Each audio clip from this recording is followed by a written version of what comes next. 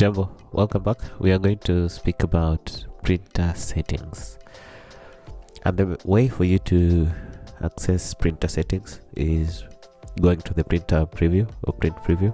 That's Control P or Command P, the MacBook. Then check out here where it says printer. It says the printer is offline because I've not connected my machine to the printer, but the way to actually navigate to it is here. Okay, so if you want to go to this printer settings or change it to this one, then select printer scanner settings. It will lead you to the default settings in your computer. Okay, so that's basically how you can access printer settings, and that's the place where you're able to change things like color,